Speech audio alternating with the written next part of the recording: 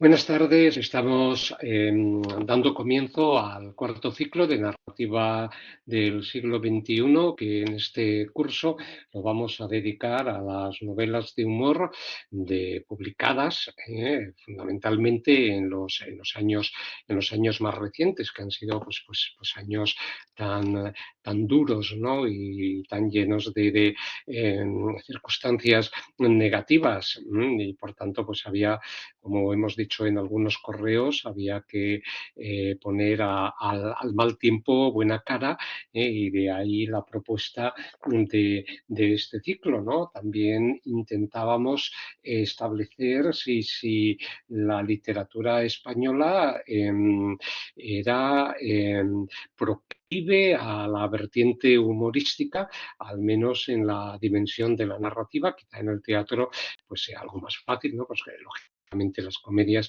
están poniéndose continuamente sobre la escena, ¿no? Pero parece que en la narrativa los ingleses han tenido siempre el marchamo, ¿no? De dominar el humor, la sátira, la visión paródica, y la propuesta de este curso iba un poco en la línea de ver si conseguíamos reunir un número de novelas para ver con ese canon cómo funcionaba el humor en la narrativa española. Debo confesar que costó un poco reunir estas 16 novelas y que al final, bueno, pues logramos alcanzar un elenco de títulos, yo creo que lo suficientemente amplio y además ordenado, como siempre hacemos en estos ciclos, por las fechas de nacimiento del autor, porque lo que nos interesa también es ir viendo, ¿no?, cómo va avanzando tanto la mentalidad como la visión del mundo, como la construcción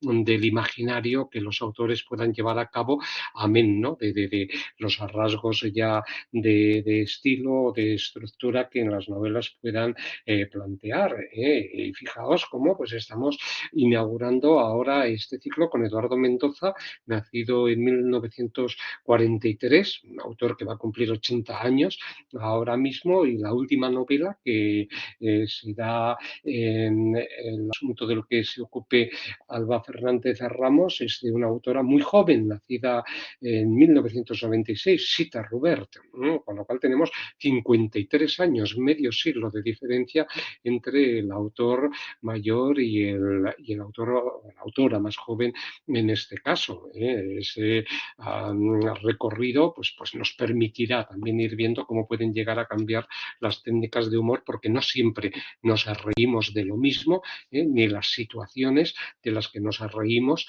pues pueden ser risibles a lo mejor pues para otras generaciones.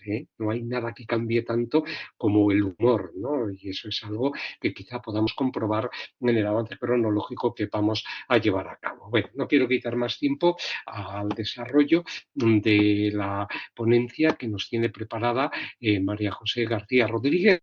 Sí que tengo que señalar que es un lujo contar con ella, ¿no? Porque estamos hablando de una persona que tiene ya una muy sólida formación. Ahora mismo se encuentra como becaria postdoctoral. Ella se ha formado en la Universidad de Murcia con el profesor Pozuelo y Bancos. Está como becaria postdoctoral en la Universidad de Zaragoza y comparte una asignatura con el profesor Luis Beltrán. Pero más allá de estos datos, hay que señalar que ya es autora de una importante producción que está además encaja de una forma muy directa con el tema de este ciclo, ¿no? Con lo cual yo pues le tengo que agradecer que haya preparado justamente esta ponencia de presentación, ¿no? Tiene un libro muy importante que apareció en el año 2020 en Visor, titulado Teoría de la parodia, es decir, incide directamente en este desarrollo. Ha dedicado varios artículos y trabajos a Eduardo Mendoza, al detective anónimo por una parte, pero también a otra serie de figuraciones del yo en la novela de Eduardo Mendoza, de Andrés Newman y de Muñoz Molina, en un trabajo de corte comparatista.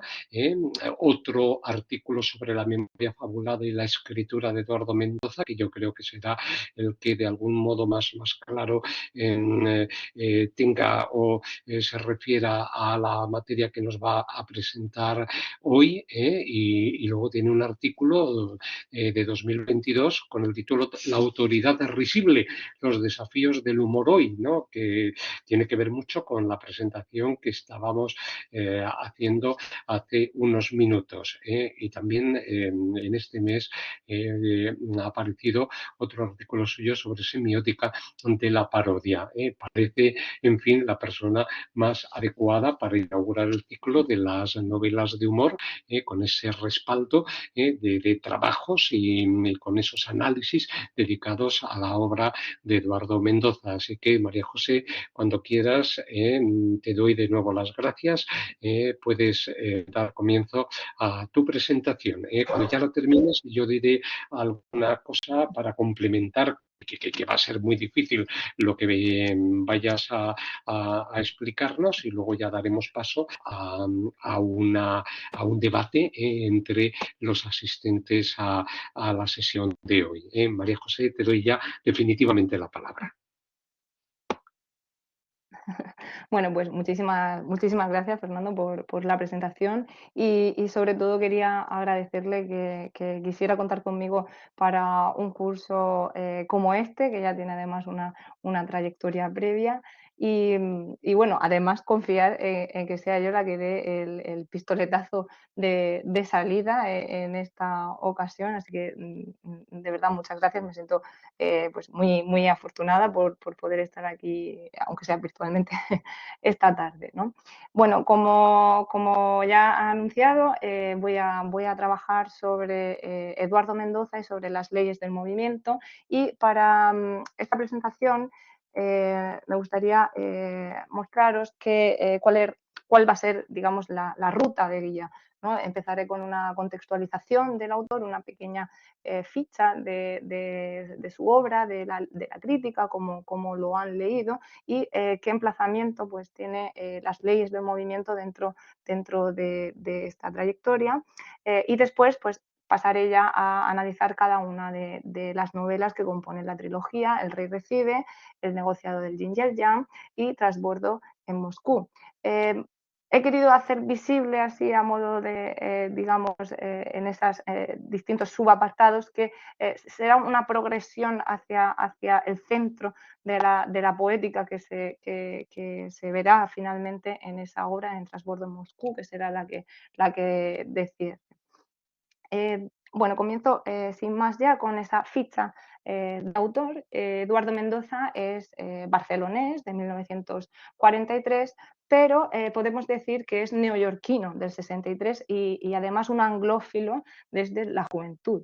Él estudió la carrera de Derecho, aunque en realidad se convirtió en traductor errante de profesión, ¿no?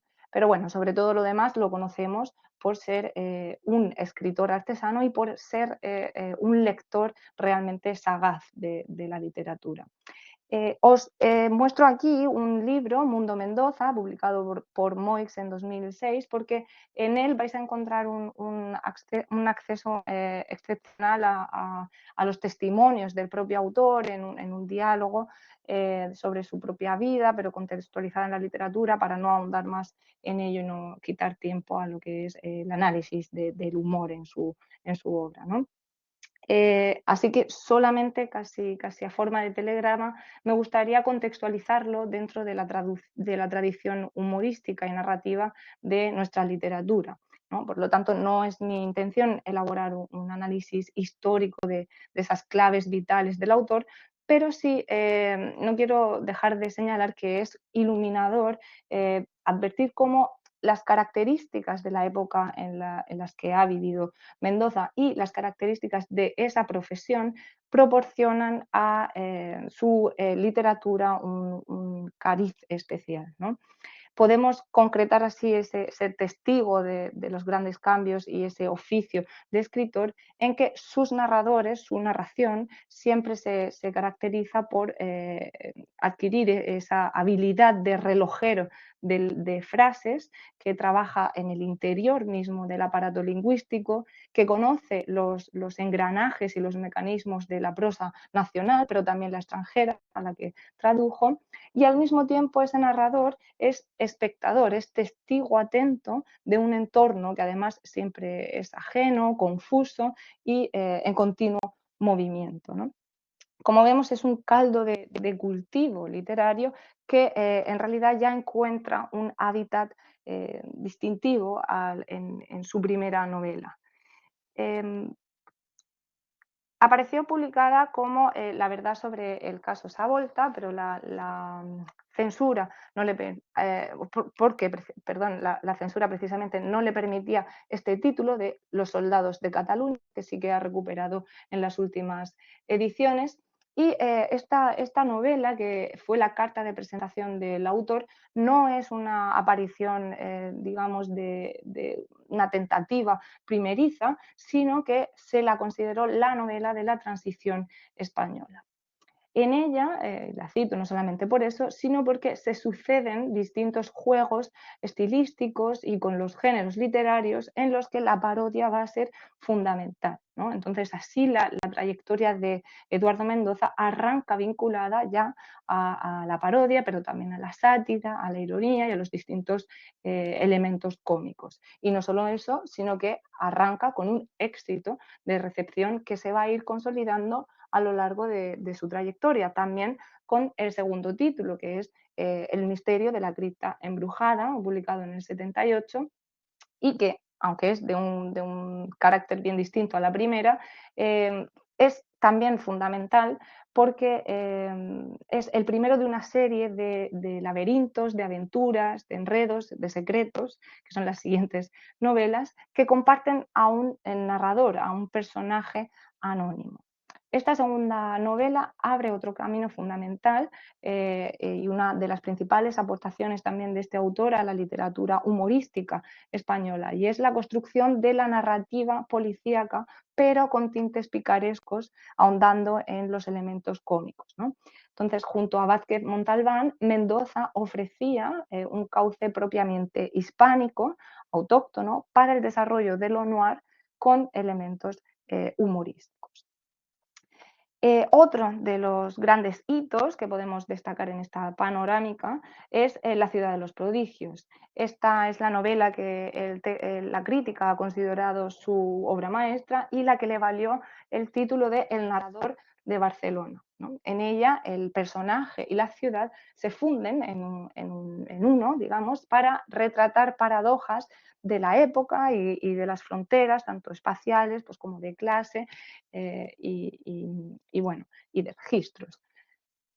Lo cierto es que la Barcelona de Mendoza es ese cuarto de jugar que diría el propio autor y el lugar literario por el que transcurrirá toda su narrativa. Bueno, por citar otras de sus novelas, también pues en Sin noticias de Gurk, donde se espacia, Marciano aterriza en Barcelona un verano, también El año del diluvio, con el caciquismo y los maquis, también la burguesía catalana del franquismo fue, digamos, retratada en Una comedia ligera, o El desencanto político en Mauricio, o las elecciones primarias, en fin, un sinfín de distintas escenas de una misma ciudad. Aunque también pues, encontramos otras novelas que no tienen este anclaje espacial, por ejemplo, La isla inaudita, en la que hay un viaje a Venecia, El asombroso viaje de Pomponio Flato, o esa expedición que hace Mendoza al Madrid de 1936 con Riña de gatos.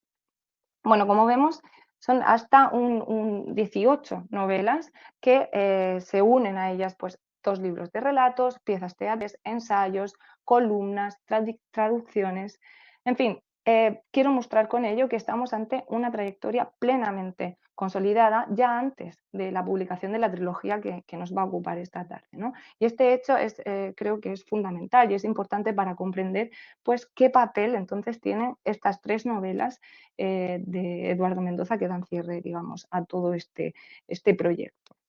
Y es que a lo largo de las décadas, este autor ha discurrido por caminos estéticos bien distintos, pero siempre con unos pasos, con unos andares irónicos con los que experimenta con la tradición. Siempre, pues, me gusta pensar en su literatura como esa escritura desatada que diría Cervantes, que va pues desde el realismo histórico al costumbrismo folletinesco, también pasando por ese universo de detectives, pero la ciencia ficción, la autobiografía ficcional, en fin, bajo textos que son aparentemente livianos, vemos que interviene un mecanismo complejo de profunda envergadura también teórica, ¿no? Y ese mecanismo, la crítica, sobre todo se ha centrado en tres, digamos, componentes fundamentales, que sería pues, esa idea de la ciudad como personaje, también la idea de la posmodernidad y, por último, pues esa idea de lo cómico, que es a lo que aterrizaremos, ¿no? Hemos hablado de esa similación entre el personaje y el espacio, pues que creará una serie de lecturas fecundas sobre las analogías, las metáforas de esta manera de concebir lo espacial, pero además entronca directamente con esa idea que en décadas pasadas había de entroncar, digamos, la literatura de Eduardo Mendoza en esa idea de posmodernidad, ¿no? Aunque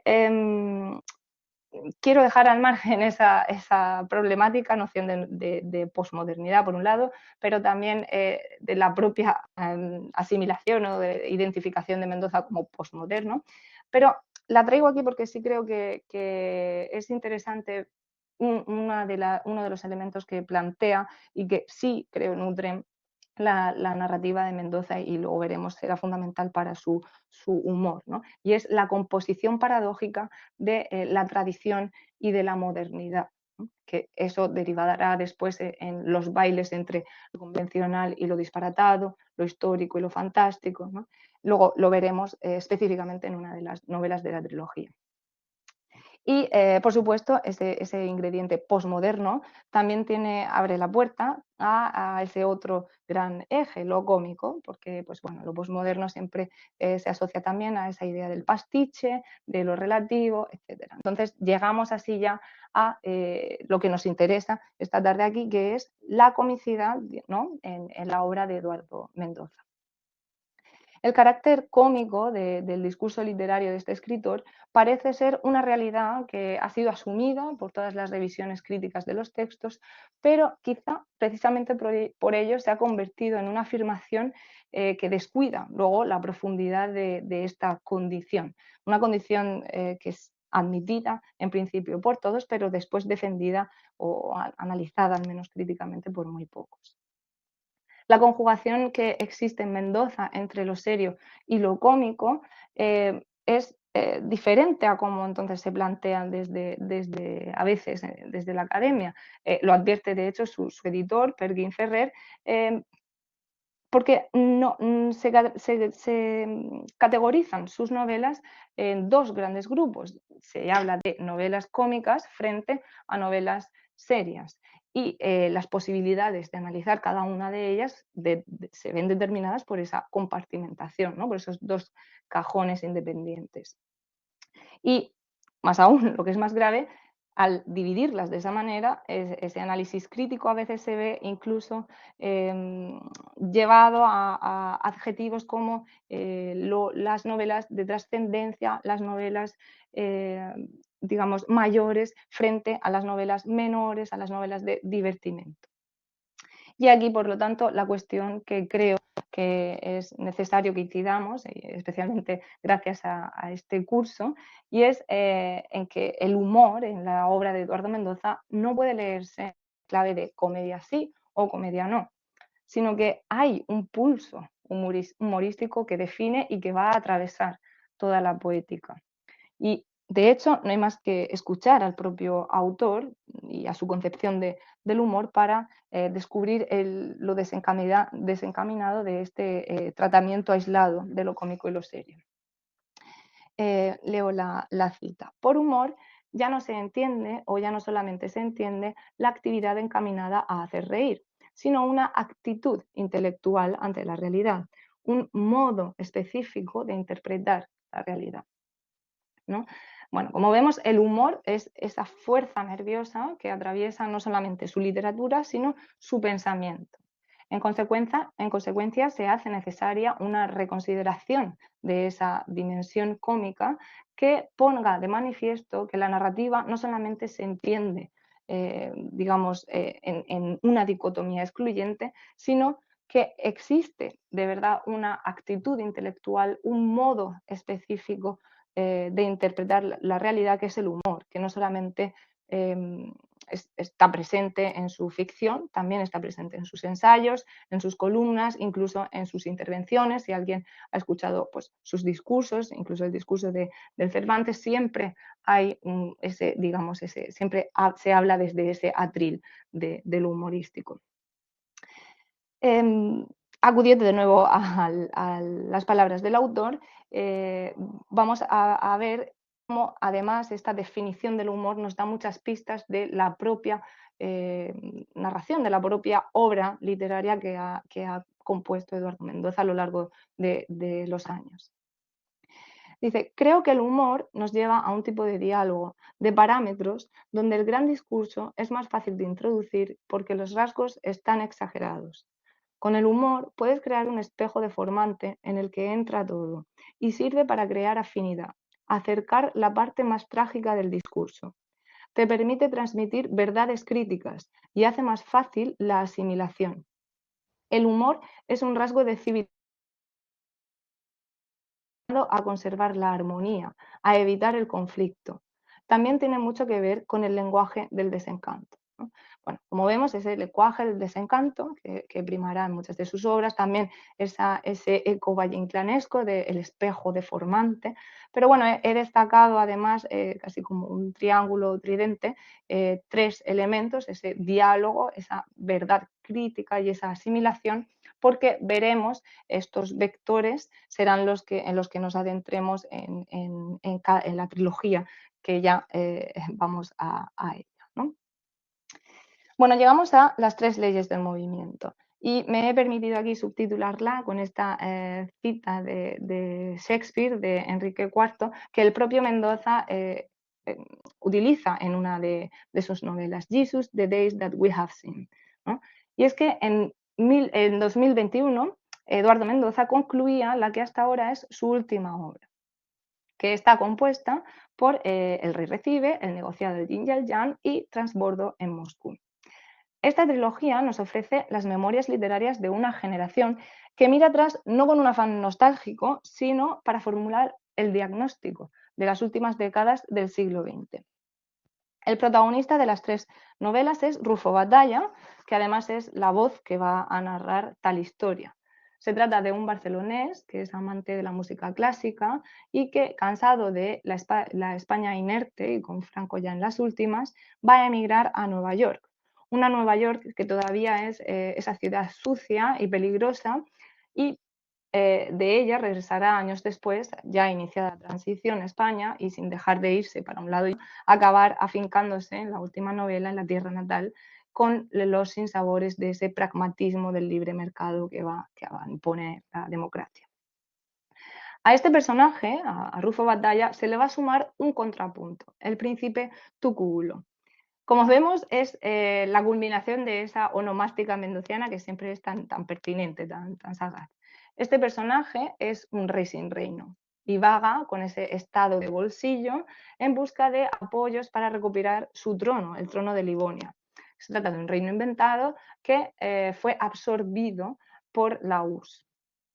Por lo tanto, vemos que a la falta de empuje y de proyecto vital claro, esa abulía en la que está sumergido Rufo Batalla, se añade esta disparatada e infatigable voluntad del príncipe, ¿no? ambas, digamos, esferas se cruzan porque el príncipe irá pidiendo reiteradamente favores a Rufo y se convierte así en el punto de fuga narrativo más carnavalesco de las novelas. Es casi la hipérbole de ese exilio voluntario que persigue Rufo Batalla y se convierte el príncipe se convierte en ese real pícaro, porque al final, pues más que un monarca es eso, es un representante de la picaresca que actúa como ese loco iluminado, más quijotesco, con el que la ficción va a ganar la batalla. Podréis intuir entonces que los encuentros que este protagonista va a tener con todos los contextos por los que este bando de los chiflados le lleva, pero también con todos los grandes contextos culturales que vive, van a dar rienda suelta a una serie de comedia situacional, pero además a una agudeza lingüística que no desmerece tampoco dentro de la proyección humorística de Mendoza. Por ello, en realidad creo que el término wit en inglés, ese que combina tanto humor como ingenio, es el que mejor define cómo Mendoza va a llevarnos desde una sonrisa a una gran carcajada. Y es que el humorismo es esa mezcla de comicidad y de crueldad que no solamente va a caracterizar el registro, sino como veíamos, la identidad del autor y la identidad de este personaje. El, por ello, hay que tener en cuenta que las novelas no nos vamos a encontrar con la descripción panorámica de los grandes acontecimientos, sino con la vivencia de los sucesos por parte de una serie de testigos. No son los relatos de la historia con mayúsculas del siglo XX, sino de su cotidianidad. Lo cotidiano, que es capaz de mezclar lo oculto y lo popular, lo trascendente y lo anecdótico, será lo que permita narrar los síntomas y aquellos elementos representativos de cada una de las épocas. Observar, en primer lugar, solamente las portadas de cada una de estas novelas, ¿no? En orden de aparición tenemos al gato Fringe, luego tenemos a una deidad budista que, pues irónicamente, se llama el inamovible y finalmente la matrioska, pero fumadora y con gafas de sol, ¿no? Como vemos, son figuras de un imaginario colectivo que además van a reflejar que miramos a esa memoria, pero desde un punto cómico, ¿no? Desde el punto en el que cada uno de los digamos, dibujos, cada una de las imágenes de las portadas van a ser signos o indicios. Porque recordemos, la primera novela se sitúa a finales de los 60 y principios de los 70, cuando precisamente se da la explosión del underground americano. Después, la segunda, en los 70 y los 80, con la mercantilización de esa filosofía asiática. Y finalmente, en el crepúsculo de los 80 y los 90, con la caída de la Unión Soviética, ¿no? Pues ahí tenemos a cada uno de los representantes. Relatar cómo se pensaron entonces en cada uno de estos momentos el periodismo, el turismo, las modas gastronómicas, las artísticas, la irrupción también de la informática, los avances de la biología, o incluso también pues, las revoluciones feministas, de la sexualidad, etcétera, es lo que va a permitir contar los cambios significativos que solamente después vamos a corroborar o vamos a descartar como los grandes movimientos que marcaron la historia, ¿no? Entonces, por ello podemos decir que estamos ante una rehabilitación, una revitalización de escenas y de discursos que son pintadas gracias a este orfebre del lenguaje que es Eduardo Mendoza, ¿no? Son muchos los recursos que podemos destacar de esta habilidad que tiene Mendoza con la palabra, pues desde esas relaciones textuales con la que es capaz de hacer homenajes, citas, y ahí entra pues todo el ámbito de la parodia, también de los acentos sociales y los culturales que hacen y orquestan las voces de una época, entra ahí desde el punto de vista humorístico la sátira, ¿no? Luego también la teatralidad de las situaciones que va a poner en escena y digamos, en una mirada más concreta, los oxímoron semánticos que va filtrando a lo largo de su discurso narrativo, pues, y ahí entra pues, toda la ironía que siempre persigue el autor. Por no atomizar demasiado el análisis de los textos, además son 3 novelas, destaco como 2 grandes pilares de todos estos recursos que lo importante es que Mendoza utiliza el registro humorístico para contar la historia precisamente porque así se salvaguarda de la posibilidad de contarla de forma dogmática. Y además, el otro gran anclaje, como he advertido varias veces, es esa profunda conciencia de la eficacia lingüística para ir permeando cada uno de los discursos. En cada una de las novelas ahora veremos una beta, ¿no? Una manera de que estas 2 patas vayan filtrándose en la narrativa. Vamos a empezar con la primera de ellas, por supuesto, El rey recibe. Esa beta del humorismo la concreto con eso del desarraigo irónico del visitante. Bueno, advierto que aunque concrete cada una de las betas en una novela en particular, la idea es que tomemos conciencia de cómo todas ellas participan de la trilogía como en su conjunto. Como digo, empezamos por esta primera entrega en la que Eduardo Mendoza nos va a presentar a su protagonista, Rufo Batalla. Rufo es un testigo oportuno, va a vivir los días de la Revolución del 68, de la Primavera de Praga, la Guerra de Vietnam, Watergate, Stonewall, la muerte de Carrero Blanco, en fin, un sinfín de momentos y de hitos de la historia, ¿no?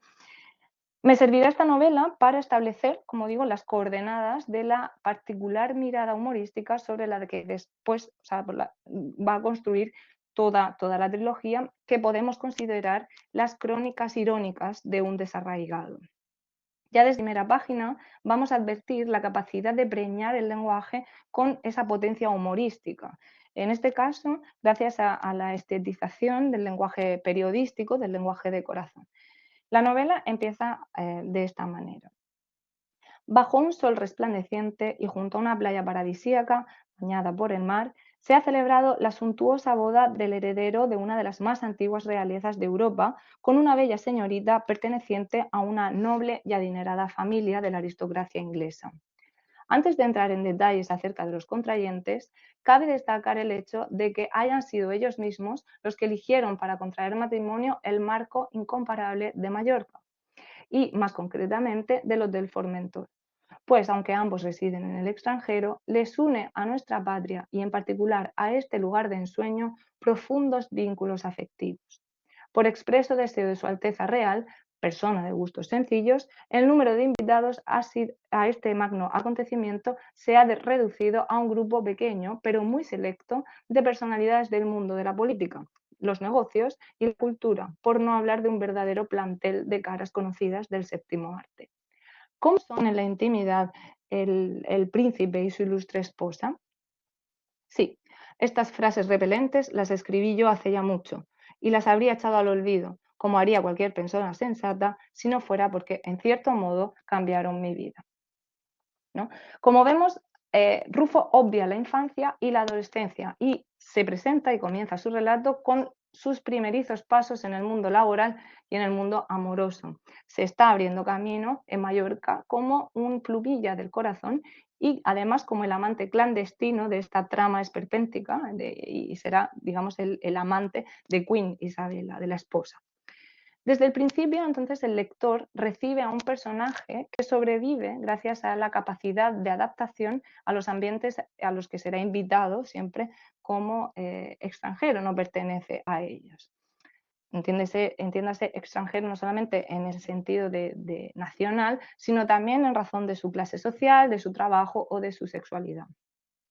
Esta condición de visitante, que no es condición de turista, no va a empapar tanto la historia narrada, como vemos, pero también la forma de narrarla. Esta cita de su primer hallazgo periodístico se realiza precisamente en base a la importancia semántica de lo insignificante, de ese periodismo del corazón que engalona, que hace artificioso el lenguaje, ¿no? Gracias a ella, el lector empieza leyendo una novela a la que ya se siente con cierto extrañamiento, siente un lenguaje mirado desde fuera, ¿no? Desde esa posición ajena. Por lo tanto, vemos que en esta obra y luego en toda la trilogía se va a jugar una partida entre lo que los clásicos llamaban Eiron y Alazón. El Eiron es ese falso tonto, del que nace después la ironía, y el Alazón, por el contrario, es ese falso inteligente, esos discursos llenamente vacíos, ¿no? Bien, pues Rufo Batalla va a ir asomando las narices allá por donde parece que van a ocurrir cosas trascendentales, pues en la boda real, pero también tiene una reunión con intelectuales del Este, también asiste a parties americanos, a los clubes homosexuales donde estaba toda la revolución en esa época. Y en cada uno de esos espacios, Rufo escucha extrañado ese catálogo de voces que van a entrar en armonía, como decíamos, gracias precisamente al humor, ¿no?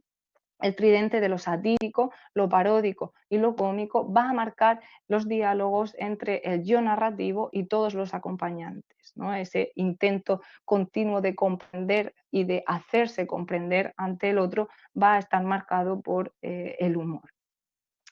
De hecho, en esta primera novela, Eduardo Mendoza nos da incluso el eslogan de este recurso narrativo. Ese Spain is different de Fraga nace en la convergencia de esos dos ministerios, el de información y el de turismo, y aprovecha digamos, la oportunidad para mostrar una imagen al extranjero, pero también para definirse ante un pueblo sumergido pues, en la incertidumbre de la última coletada del franquismo, ¿no? Como vemos, el relato de Rufo va a abrirse entonces a la incorporación de numerosas voces, voces culturales, sociales, como en este caso también institucionales, pero además de todas ellas se suman las citas que van incorporándose a lo largo de la novela, ¿no? Villancicos, novelas, poemas, diálogos, se van intercalando en el cuerpo del texto de la narración. No sé si se aprecia bien, pero bueno, lo único que las diferencia del resto es su cursiva, ¿no? Aquí pues, se plantea una cuestión y es quién se hace cargo de estas citas. ¿Es Rufo Batalla, el cronista, el que las incorpora o es Eduardo Mendoza, ¿no? Con estos fragmentos es como mejor se va a revelar la íntima relación y compleja a su vez de lo biográfico y lo literario en las leyes del movimiento. La memoria lectora del autor va a intervenir directamente en el relato de Rufo, pues cada una de estas citas va a servir de cierre, de apertura, de comentario y generalmente, por no decir todas, tienen ese matiz irónico, cómico, que hace releer el texto desde esa posición más humorística, ¿no? Las palabras de Montesquieu, Montaigne, Rimbaud, Joyce, Camus, un amplísimo etcétera, nos hacen ver la riqueza intertextual que pone Mendoza en su literatura y lo hace no con un afán de identificar cada una de ellas, sino al contrario, sino vistas como entrelazadas en la mezcolanza y como formas de que la vida comente la literatura y que la literatura se comente la vida, ¿no? Entonces, vistas como estos comentarios, digamos, metaficcionales, las citas lo que generalmente producen es ese distanciamiento que afecta a la lectura, que nos despiertan de esa ensoñación de la trama ficcional. Pero además, creo que observadas como la composición misma, eh, son la manera de hacer visible eso que T.S. Eliot decía sobre la tradición y el talento individual que siempre ocurre en toda obra literaria, ¿no? Llegamos así a una dualidad que vamos a tratar en la siguiente novela, gracias al texto, ¿no? El negociado del yin y el yang, entre la tradición y la modernidad. Bueno, pues en esta segunda entrega, Rufo Ataya va a decidir volver a España, pero allí le va a esperar una vida familiar muy diferente. Su padre acaba de morir, además esa soledad de su madre se acrecienta porque su hermana Ana Mari bueno, tiene ahora una relación. Agustín está en Alemania, entregado a tareas al principio desconocidas, después resultará ser director de éxito de teatro. Y es por ello, bueno, ante esta situación, Rufo no puede resistirse a un nuevo requerimiento del príncipe Tuculo, que lo va a hacer viajar a Japón y a Tailandia antes de aterrizar luego en Barcelona, ¿no? Eduardo Mendoza despliega entonces esa habilidad de reelaborar sus estructuras genéricas de la tradición popular y el texto poco a poco se va convirtiendo en un homenaje a Salgari y a Robinson, es decir, a una especie de parodia de la novela de aventuras que además augura la comercialización de una imagen muy barata de Asia, ¿no? Rufo va a ser testigo del turismo sexual en Bangkok, del encuentro con las tradiciones exóticas de ese pescado crudo que ahora estamos tan habituados a él, y también pues de la simplificación de los preceptos budistas, especialmente en esa reiterada visita a templos, templos, templos, que él dice pues todos le parecen iguales, ¿no? Pero hay algo más allá de este negociado que motiva y que hace más elocuente la elección de estos destinos para esta segunda parte, ¿no? Y se ve muy bien en este chascarrillo que tienen los amigos y los compañeros de trabajo de Rufo en Estados Unidos antes de viajar a Japón, ¿no? A él lo han bautizado ahora, le ponen el bote de pequeño samurái. Pero, bueno, leo la cita, dice, en ambos medios el apelativo era usado con afectuosa condescendencia, pero sin en ningún caso ser un título honroso. Cada uno tenía un significado distinto. Más tradicionales en su forma de ser y sin duda más cultos, mis compañeros de oficina veían en la figura mítica del samurái el arquetipo del vasallo fiel a su señor y a la escrupulosa observancia de las reglas de caballería. Si me aplicaban el apelativo, lo hacían con intención paradójica. A sus ojos no había nada menos parecido a un samurái que yo. Entre los miembros de la colonia española predominaban los artistas de vanguardia, que anteponían la información a la cultura. Para ellos, estar al día era más importante que conocer un pasado que constituía una rémora y al que muy pocos estaban dispuestos a concederle, cuando menos, el valor de la excelencia. En su imaginario, un samurái era un guerrero sin ataduras, una persona solitaria y de poco fiar, capaz de transitar entre varios mundos antitéticos sin pertenecer a ninguno, ¿no? Como vemos con ambas concepciones, la figura del samurái personifica esa batalla entre las fuerzas de la tradición por un lado y las de la modernidad, que son confundidas de manera indiscriminada en Japón, pero también en el propio personaje de Rufo y también en el propio estilo literario de Eduardo Mendoza. Los lugares por los que es llevado el protagonista se convierten en el escenario de esa caótica mezcla de importación y de exportación cultural, gracias a ese continuo encontronazo entre lo innovador y lo conservador, lo clásico y lo vanguardista, va a fomentar el espíritu, digamos, de la parodia. Se ve muy bien, por ejemplo, en el personaje de Agustín y en sus obras teatrales, obras como, que él, bueno, él las define como chorradas y vulgaridades. Un ejemplo de ello pues, es la titulada El zurullo para dos, una comedia filosófica que mezcla a Wittgenstein con Benny Hill, ¿no? Bueno, pues aparte de estas, digamos, parodias o estas situaciones cómicas tan, digamos, plásticas, podemos ver cómo los discursos, el lenguaje en Mendoza es realmente iluminador también de este encontronazo entre tradición o lo viejo y lo nuevo. Me remito aquí al encuentro entre Rufo Batalla y Frascuelo. Frascuelo es un hombre que viene viene al entierro de su primo, que es compañero de trabajo de Rufo Batalla. Él va a recogerlo al aeropuerto y, bueno, pues surge esta bonita conversación, ¿no? Dice, me presenté y le pregunté si había tenido un buen vuelo. No le sabría decir. Es la primera vez que subo a un aparato. Largo Cifuelo, primero a Zaragoza en autocar, luego a Madrid en tren y por fin en avión. Un día y medio zarandeado de aquí para allá. Lo que se dice una experiencia. Supuse que estaría cansado y sin ganas de charla y no volví a decir más. Solo cuando surgió ante nosotros el perfil de Manhattan, le toqué el brazo y se lo señalé. Eso de ahí es Nueva York. Frascuelo se quitó la gorra y pensé que se iba a santiguar, pero se limitó a sentir con la cabeza. Ya lo veo ya, mucho rascacielos. Volvió a caer entonces en un sereno mutismo hasta que nos metimos en el túnel. Entonces dio un respingo y se volvió a poner la gorra. ¡Ay, la madre de Dios! Estamos cruzando el río por debajo. Ya lo veo ya. Esta sí que es una obra grande. ¿Cómo me ha dicho que se llama? El Midtown Tunnel. No, usted. Ah, Rufo Batalla. ¿No? Bueno, como vemos, ese diálogo que hace muy pues elocuente el encontronazo entre dos mundos. Un encontronazo que otro de los personajes también más, digamos, representativos es ese de la abadesa. La abadesa es una monja que llega a Nueva York y queda embelesada por un musical de Broadway, a Chorus Line, y establece también pues, ese amable diálogo de el conservadurismo español que ya va perdiendo su parte en el mundo. De hecho, es cuando ella visita a Mendoza, cuando Franco muere.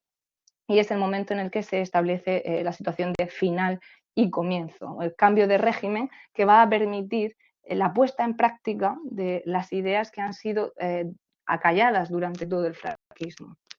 Veremos entonces que el resultado de tales promesas se va a ver con una especie de recelo y de esperanza, y Rufo servirá de testigo para ese periodo de consensos democráticos que más pronto que tarde van a llevar al desencanto de toda una generación.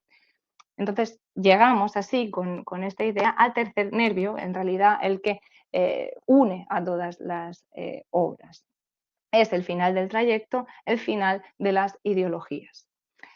Con la última novela llegamos entonces a la etapa vital en la que Rufo Batalla ya cobra una especial relevancia en la intimidad matrimonial, en la familiar y al mismo tiempo socialmente se impone el pragmatismo y el utilitarismo, ¿no? Estas transformaciones, que son individuales pero también colectivas, se consiguen agudizar gracias a los paralelismos que se establecen entre las vivencias de la juventud que hemos asistido con las primeras novelas a estas de la madurez. Sin ir más lejos, las dos novelas, la primera y la última, van a comenzar de forma semejante. Al principio hemos visto que Rufo era el entrevistador. Ahora Rufo es el entrevistado. Él es el que va a casarse, se va a casar con una miembro de la burguesía catalana y bueno, la entrevista va por un cariz muy diferente al que comentábamos al principio. Empieza con la pregunta: ¿eres consciente de que con este matrimonio pasas a formar parte de la clase capitalista y opresora? Yo me caso con una persona, no con una clase social, y no creo que mi enlace incida mucho en la justa redistribución de la riqueza, ¿no? Bueno, como vemos, se queja Rufo de esa hostilidad por parte del entrevistador que hubiera sido impensable antes y que, bueno, pues ahora mismo es lo que prima en ese periodismo que está ya dando paso al siglo XXI. Pues este es solo un ejemplo de otros muchos. Pensemos también en los viajes que hace al este. La precariedad del viaje primero a Praga se contrasta con el lujo con el que viaja después a Polonia. Luego, pensemos en que la revolución de la primavera del 68 se ve puesta en paralelo con la Solidarność del 80, ¿no? Entonces, todo ello son una serie de signos, aunque en realidad el más, digamos, el principal es que lo que se creía inimaginable es posible de pronto. Y es que Tuculo puede recuperar el reino de Livonia porque la URSS ha caído. Estamos ante la expresión de ese último gran cambio, que es la caída, digamos, de la utopía de las ideas en virtud del uso pragmático, del uso práctico que se pueden hacer de cada uno de los elementos que las representan, ¿no? La locura del príncipe ahora es un valor desestabilizador de la situación política. Por lo tanto, ya no se integra en un relato de aventuras, sino que se convierte en una trama de novela de espías a lo John le Carré. Mendoza, de nuevo, logra literaturizar los cambios sociales mediante cambios literarios, pues el funcionamiento narrativo es ahora otro. Desde el humor se va a filtrar pues no solamente la parodia genérica, sino también, digamos, los habituales dardos irónicos contra la hegemonía de las grandes teorías que ahora Rufo va a ver corrompidas por el individuo que las pone en práctica. Tenemos ese evidente caso de la utopía comunista que afecta a Rufo, que cae, pero también el personaje de Ana Mari, de su hermana Ana Mari, es uno de los más representativos en este aspecto. Ella siempre fue igualmente una encarnación de esa disconformidad entre lo que es la praxis y lo que es la teoría. Es la más férrea avaladora de la paradoja entre el ideal del capitalismo y la práctica capitalista, ¿no? Pensemos que en esta novela nos encontramos en el contexto del pelotazo y de la corruptela de la última década del 20, y entonces la actitud de Ana Mari hacia el dinero pues, hace representativa esta idea del fracaso de las ideas, en este caso en la esfera económica, ¿no? Leo solamente el principio de esta cita. Decía, Ana Mari le fascinaba el funcionamiento del dinero, pero no era codiciosa. Tenía al respecto una actitud casi científica y por esta razón que la riqueza estuviera en manos de los ricos le parecía un sinsentido, ¿no?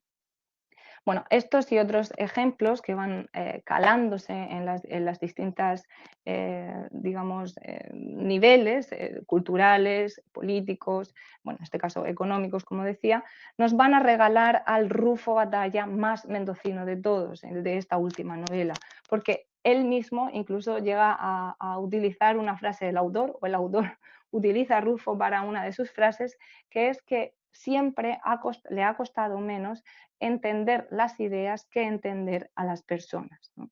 Ambos llegan ya al final del trayecto del siglo XX, a la sustitución definitiva del héroe épico por el héroe trágico, y en ella el humor es el que muestra que la batalla que se está librando ahora es contra un poder que ha perdido toda autoridad dentro del sistema, ¿no?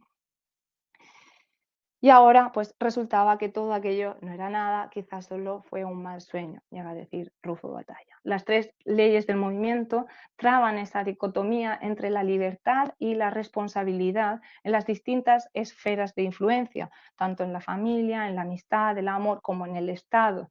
Pero aquella sobre la que prima todas ellas es, de forma implícita, en algún ejemplo algo más explícito, la responsabilidad del artista, ¿no?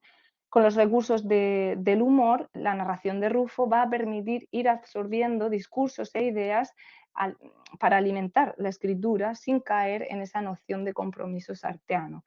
Lo vital y lo literario se conjugan en la fórmula con la que Eduardo Mendoza logra componer su poética del humor como una suma de, como veíamos al principio, dialogismo, asimilación y mirada crítica, verdades críticas, ¿no? Las tres leyes del movimiento son ese relato del proyecto literario de la vida que da vida a lo que de otra manera solamente pues, sería un conjunto de informaciones, de estadísticas, y es el humor la vía con la que el escritor nos afecta, con la que va trazando los significados críticos en lugar de informativos, ¿no?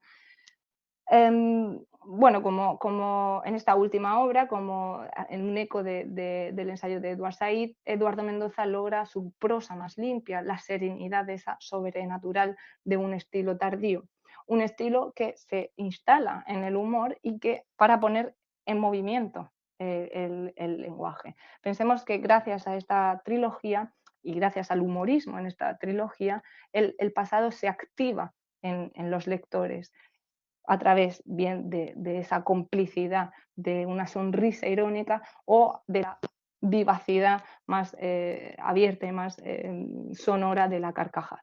Bueno, pues hasta aquí mi intervención. Muchas gracias por vuestra atención y por vuestra disposición a escucharme y cuando quieras, Fernando. A ti te tenemos que agradecer, María José, el esfuerzo que has hecho por intentar sintetizar un ciclo que es verdaderamente prodigioso, entendiendo cada una de estas novelas está en torno a las 370 páginas. Vamos, me he molestado en sumarlas, son 1112 páginas, sobre todo para dar cuenta, ¿no? de la madurez creativa de Eduardo Mendoza y del empeño, ¿no? que él tenía por construir una trilogía que de algún modo iba a servir también de reflejo de lo que es esa etapa final, ¿no? de su vida como escritor, que yo creo que bueno, era uno de los puntos que tú has llegado a tocar en este sentido.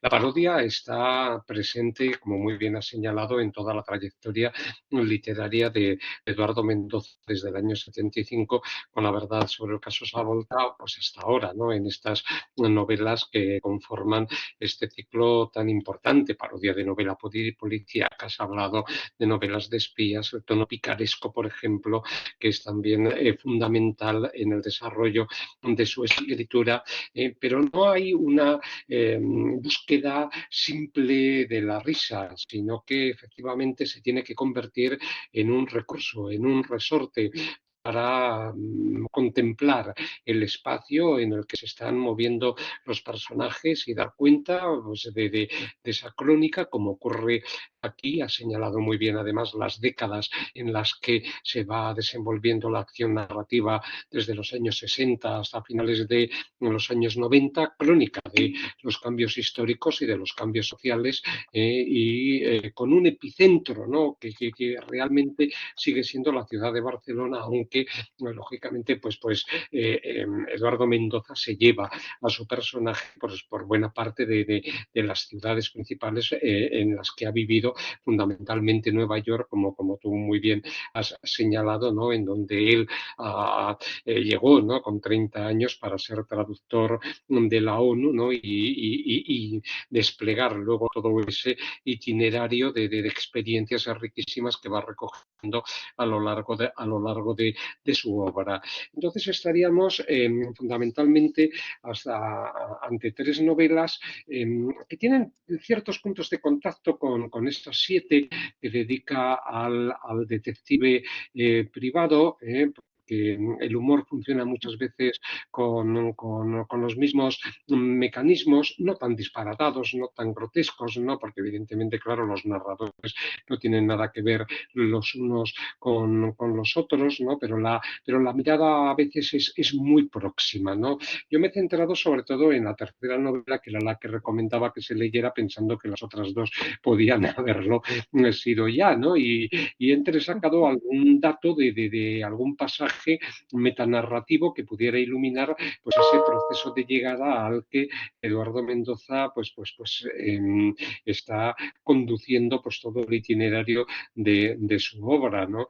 Entonces hay un momento en el que está hablando con este amigo suyo, Marc Riera, y el personaje dice, tenía ganas de contarle a alguien aquella historia absurda, ¿no? Entonces, la absurdidad, ¿no? Como un mecanismo implícito en el desarrollo del humor, ¿no? La concepción del personaje está muy bien definida también en Transbordo en Moscú, porque en un momento determinado, hablando con el profesor Frupier, que dice, el individuo es un ovillo enmarañado de impulsos contradictorios, acciones instintivas y autoengaño. Como máximo es material para novelistas.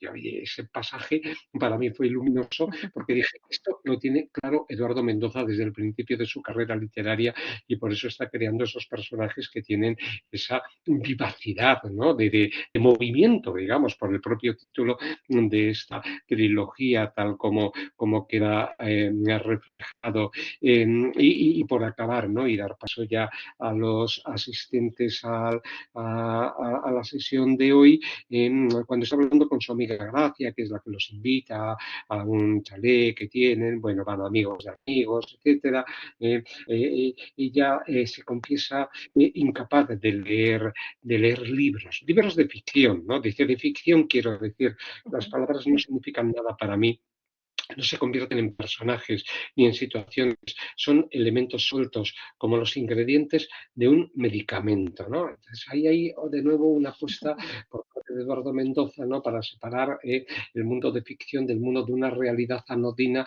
que es de la que él siempre ha querido escapar a través de la dimensión del humor.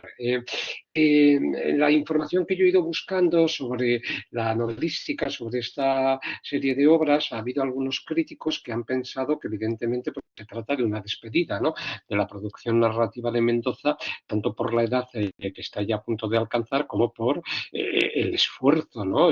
Inmenso que él ha hecho por construir estas tres novelas, ¿no? Deseemos que no sea así, pero hay quizá ya al final de la obra un pasaje en donde Rufo Batalla dice, me daba cuenta de que una nueva generación había tomado el relevo y de que a partir de aquel momento solo ellos tenían derecho a interpretar la historia. Esta reflexión de Rufo Batalla podía verse también, podía también aplicarse no a un cansancio o a una mirada nostálgica, sino lógicamente pues a una sucesión natural de generaciones en la que el propio pues, Eduardo Mendoza puede mirar hacia atrás, hacia esos 50 años de su carrera literaria prácticamente, ¿no? En el año 75 hasta 2021, y decir, está llegando una nueva generación, ¿no? Que está tomando el relevo y a lo mejor considerar pues, que ya lo tiene contado todo, ¿no? O ya lo tiene construido todo en esas 18 novelas, como tú bien has dicho, más otros libros de relatos, ensayos, en fin, ficciones que adoptan muy variadas perspectivas.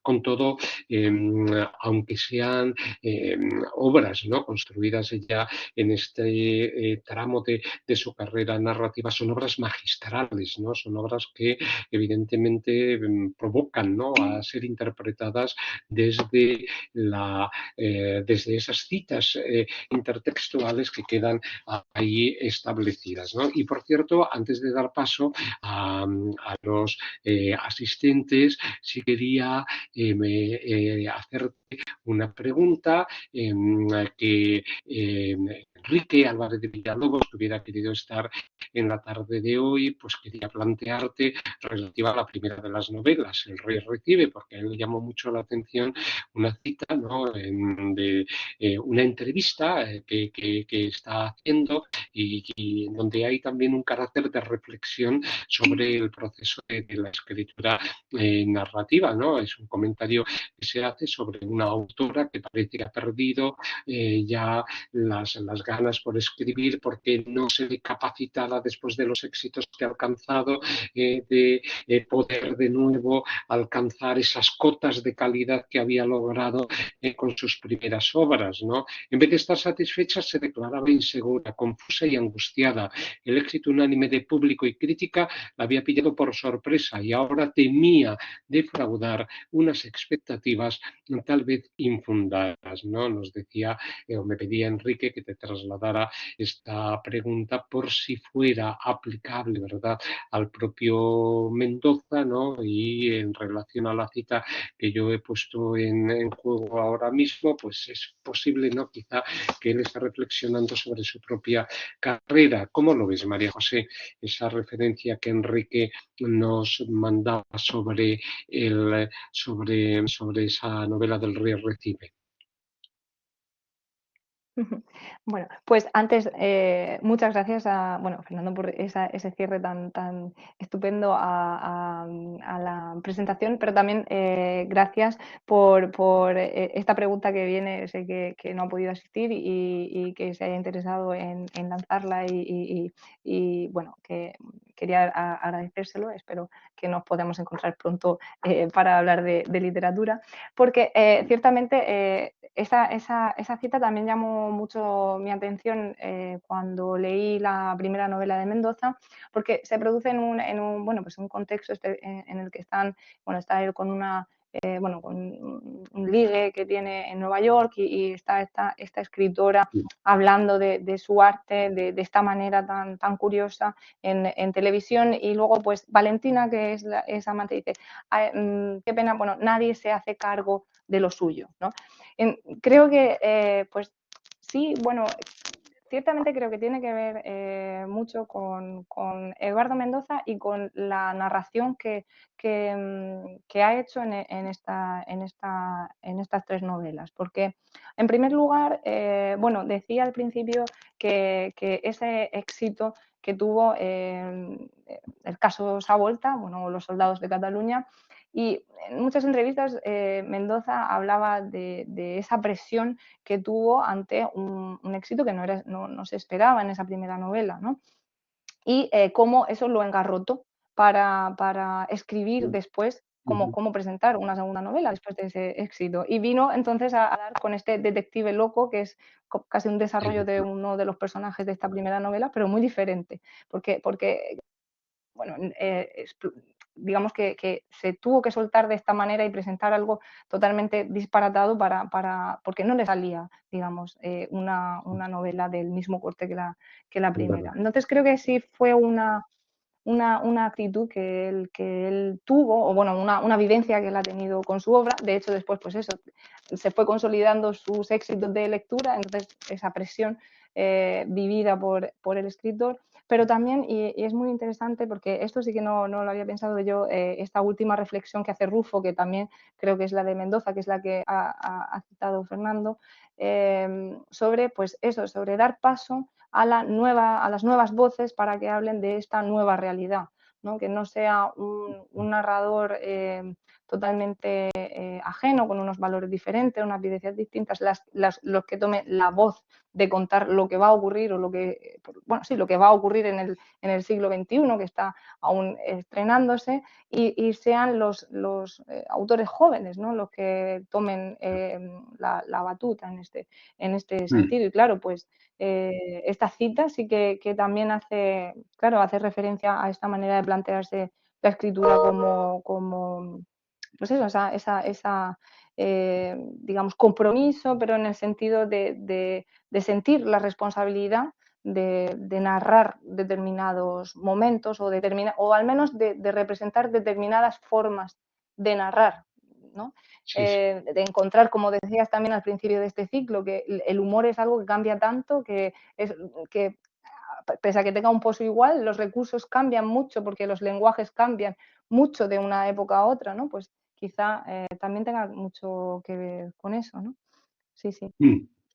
Efectivamente, sí, yo creo que tu respuesta es acertadísima, ¿no? Porque evidentemente, claro, está el síndrome de la novela de éxito, ¿no? Como le ocurrió a Rafael Sánchez Farlosio con el Jarama, ¿no? Que dijo una y no más, y el que fue, bueno, sacó el testimonio de Yarfod, porque si no, no le publicaban los libros de ensayo, que eran los que él quería publicar, ¿verdad? Y en este sentido, Eduardo Mendoza acertó, ¿no? Con un rumbo enteramente distinto que sirvió luego de complemento para una carrera variadísima, ¿no? Y con un registro, desde luego, de los más ricos que podemos llegar a encontrar en la narrativa española contemporánea.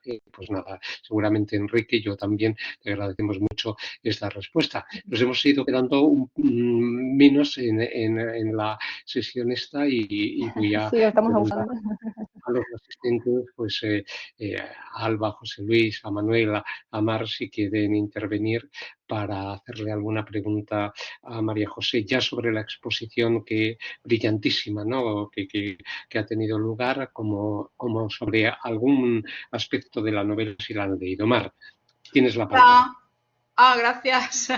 Bueno, gracias María José porque me ha encantado realmente la presentación y es una manera, Gracias. iba a decir es un broche de oro, pero no sé cómo decirlo al revés, como es un inicio de oro para estas nuevas sesiones. Bueno, yo solamente he leído El Rey Recibe, entonces no puedo opinar mucho.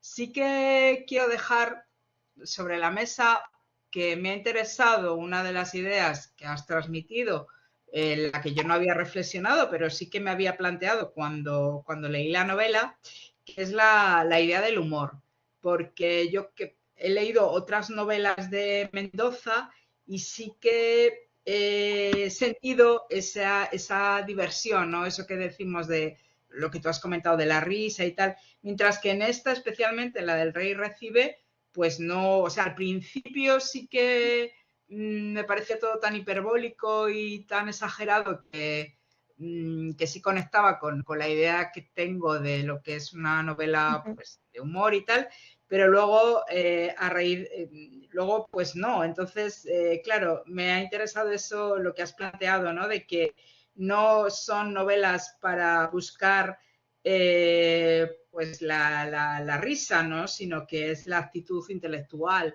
Entonces, desde ahí pues ya voy encajando pues muchas de las claves, ¿no? Me parece muy irregular porque había partes como demasiado teóricas, ¿no? Muy de hablar de la historia, pero como si estuviera cogiendo un libro de historia y estuviera transcribiendo textos. Entonces hay una parte como que se pierde, desde mi opinión, lo que es más lo literario, pero no por eso ha dejado de interesarme. Y luego, pues sí, hay mucha ironía. Bueno, a mí me ha gustado. Lo que no sabía es de qué iban las otras dos novelas, que ya lo has comentado. Entonces, me parece, a mí Mendoza, yo creo que es uno de los escritores más inteligentes que hay actualmente por esa manera que tiene de combinar, contar historias con trascender y hacer crítica literaria, que también lo has dicho, y desde el humor, tal y como lo has planteado. Entonces, bueno, desde ahí, pues, bueno, seguramente me acabaré leyendo los otros dos. Lo que pasa es que los tres a la vez no me ha dado tiempo. Bueno, pues No, nada más. no, sí. No dejes de leerlos, que te van a gustar mucho. María José, ¿le quieres comentar algo a Mar? Sí. Vale, sí, sí. Bueno, muchísimas gracias, Mar, por Sí, tu amabilidad. a ti. Sí. Sí, bueno, como dice Fernando, yo también recomiendo siempre que se es verdad que a lo mejor de seguido al principio pues para los que no estamos no están tan obsesionados como una servidora con Mendoza, ¿no? Pero cuando uno termina la novela que comentábamos al principio antes de empezar la sesión, Transbordo a Moscú, casi que relee toda la trilogía con nueva luz, ¿no? Adquiere todo una potencia diferente. Pero ya el Rey Recibe, pues creo que tiene eso que has dicho también muy bien.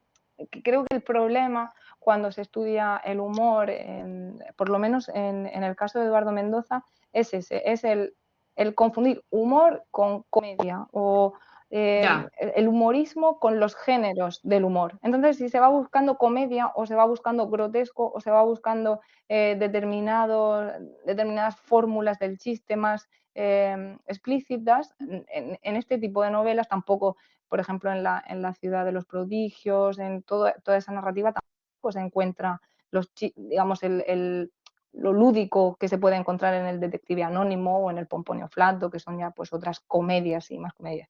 Aquí el humor pues se filtra de otra manera, pues es actitud, actitud ante una realidad que deja a uno un poco pasmado, que pues, ve las irregularidades, digamos, de lo que se dice frente a lo que se hace, o de la hipocresía o de determinados movimientos. Bueno, yo recuerdo del Rey Recibe, por ejemplo, esa conversación en el bar homosexual, ¿no? Que están ahí intentando calibrar si está de acuerdo o no está de acuerdo con la manera de expresar la homosexualidad o si esa era la revolución que esperábamos, ¿no? Decía el, el, ese personaje con el que se encuentra Rufo.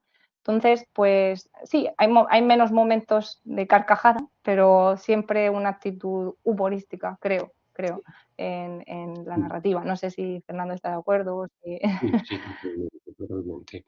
Es que si fuera una sucesión continua de episodios grotescos o distorsionados, acabaría perdiendo la gracia, ¿no?, que supuestamente tiene que tener. Entonces, Ujú. esa forma de ir alternando una narración, no digamos seria, pero sí con hechos que tú puedes asumir verdaderamente y darle luego una clave humorística para volverlos a recordar, pues es lo que permite que el humor, ¿no?, adquiera esa dimensión satírica, ¿no?, de poder de algún modo descubrir, ¿no?, el fondo de esa realidad a la que se acercan, ¿no?, los personajes principales que genera Mendoza. Me parece, estoy de acuerdo con lo que has señalado. Bien, ¿tenéis sí, alguna observación más que plantearle a María José? Sí, Manuel. Sí. Buenas tardes. Muchas gracias, María José, por la presentación. Muy bonita. En sí, yo quería comentar que a mí me pasó lo mismo que decía Mar con las novelas de Eduardo Mendoza y que me llamó mucho la atención dentro de... Son en realidad dos preguntas. Uno, dentro de la onomástica de Eduardo Mendoza, yo estaba preguntándome por qué escogió Rufo Batalla como nombre del protagonista. Y la otra cosa que me estaba planteando es, ¿no abusa ya demasiado del cliché en esta serie? ¿No repite ya cosas que ha dicho en otras novelas o que se han podido ver pues en el cine, en otro tipo de espectáculos?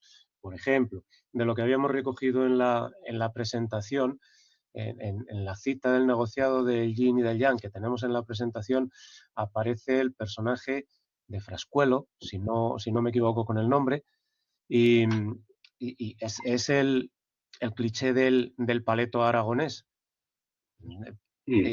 con la expresividad propia del paleto aragonés. Tenemos un rey de Livonia, que a mí me recordaba mucho al reino mítico de Ruritania, del prisionero de Zenda, o que puede recordar a tantos y tantos reinos europeos y centroeuropeos que aparecen en las películas norteamericanas. Y al mismo tiempo, el ambiente en Nueva York de que se rodea este rey parece que se hace eco de la fascinación que sentían los norteamericanos por las monarquías, por la realeza, y que se nos contaba a través de la prensa en España en las primeras visitas de Juan Carlos y Sofía a Estados Unidos. O sea que el planteamiento es doble. Dos preguntas, a ver, ¿qué opináis de esto? Sí, María José. Sí, vale. Bueno, la primera sobre la onomástica, que siempre me ha llevado un poco de cabeza. Rufo Batalla, bueno, me aventuro a dar lo que a mí me vino cuando pues, leí el nombre de este personaje. Medio lo justifico, pero bueno, que no tengo yo la verdad absoluta en esto. No sé si luego dirá que es un disparate o alguien diría que es un disparate. Rufo a mí me recuerda mucho a Juan Rulfo y a esa idea de Pedro Páramo, a la novela. Sé que es un tono totalmente diferente, pero quizá sí que tiene algo que ver con esa idea del desamparo. Y de hecho creo que en El Rey Recibe, donde aparece hacia el final de la novela, dentro de las citas esas que él va incorporando, precisamente una de Pedro Páramo. Pero bueno, porque Rufo no es un nombre así muy habitual y a mí me recordó directamente a Juan Rulfo, y ya no sé si la asociación siguiente la hice yo con mi imaginación o tiene sentido. Y lo de Batalla sí que creo, o bueno, al menos sí que a mí me ha llevado siempre a pensar en que este personaje es un personaje que está en continua batalla por una posición, batalla por saber qué quiere, batalla por intentar, pues eso, ese mundo moderno y el mundo antiguo en el que ninguno pertenece, ¿no? En ese sentido, pues la batalla de la ficción, bueno, es un poco ese personaje que batalla con la historia, ¿no? Bueno, ese sería más o menos lo que yo me he inventado de esa onomástica. Las cómicas son más, más claras. Y bueno, en segundo, me parece interesante esa segunda pregunta, que claro, hay mucho ya dicho, artísticamente y culturalmente, y también dentro de la propia trayectoria del autor. En estas novelas, bueno, como hice la tesis, yo al principio me leí todas y luego acabé en estas, con una cronología casi, Y es verdad que es casi, y por eso creemos todos que es la despedida un poco, porque es como una síntesis de todo lo que ya él había tratado. Repetición, bueno, a mí me parece que es eso, es querer dejar unas memorias de su literatura y de su paso por el mundo literariamente. Entonces, pues recoge muchos motivos que germinaron en otras novelas. Aquí están, digamos, los frutos de esas, digamos, pues elementos, personajes, tramas, incluso hay tramas muy paralelas y historias, escenarios, etcétera.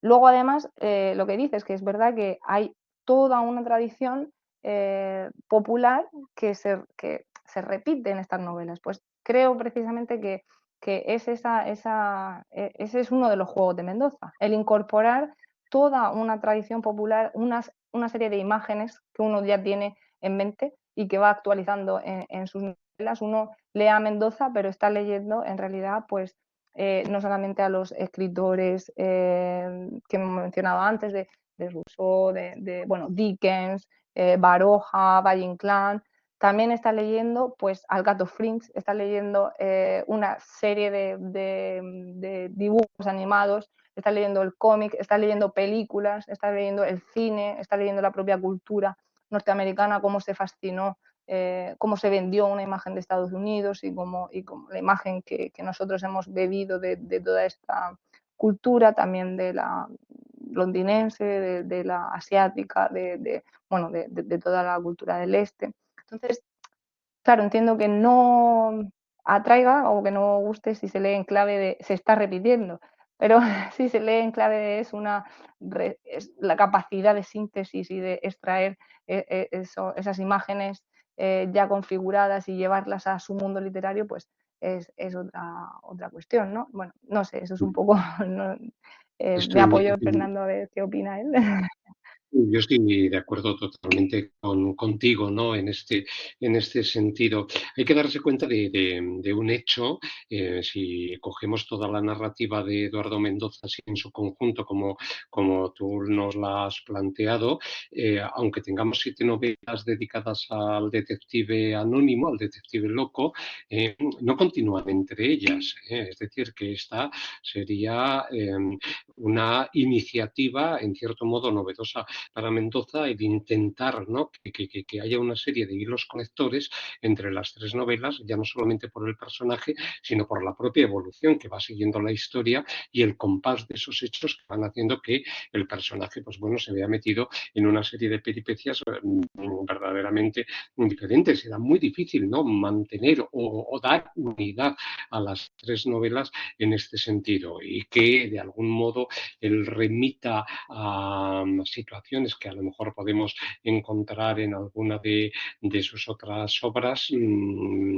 puede ser pues algo obvio, ¿no? Porque él ha levantado un imaginario que sabe perfectamente y que de algún modo pues lo vuelve a combinar o vuelve a recuperarlo por la efectividad que pudo llegar a tener. Entonces pienso que, como tú has señalado antes en la presentación, y en eso quizá pues toda la crítica esté de acuerdo, La ciudad de los prodigios de 1986 es posiblemente, ¿no?, la mejor de las novelas, ¿no?, la novela de la gran madurez de Eduardo Mendoza, que luego era ya muy difícil de superar, ¿no?, en ese sentido. Una novela en la que, por cierto, se mezcla la narrativa y el género dramático, porque el personaje pues escribe piezas teatrales y esos fragmentos van apareciendo insertos dentro de la propia obra.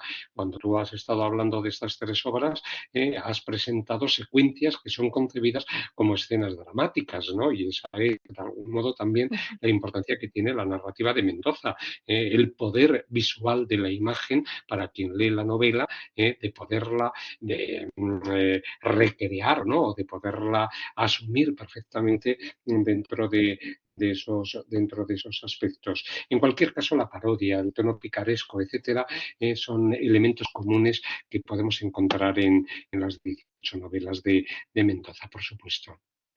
Muy bien, gracias Manuel y gracias María José por la respuesta. Sí, muchas gracias a ¿Queréis, todos. queréis alguna cuestión más? Bueno, pues yo creo que Eduardo Mendoza nos ha servido de arco, ¿no? De presentación para este ciclo.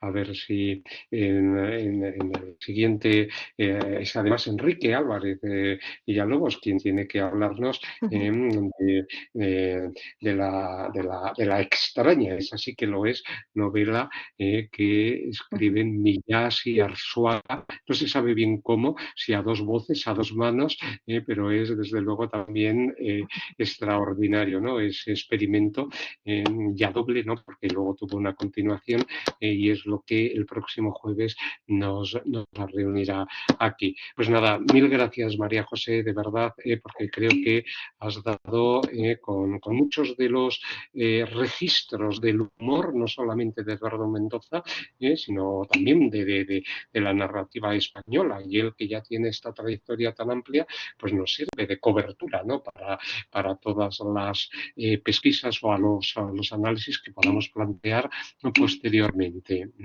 Voy a cerrar ya la grabación. ¿Quieres decir algo para despedir la sesión de hoy, María José? Que sea tu voz la última. Bueno, yo, mi voz agradecida a todos por el interés, de verdad, por invitarme a hablar de Mendoza, porque es un autor al que le tengo especial cariño y bueno, y por participar en este curso que creo es una labor realmente necesaria y muy útil para pues, acercarnos a la narrativa contemporánea. Y nada, Fernando, que muchísimas gracias por todo. Perfecto, José. Pues bueno,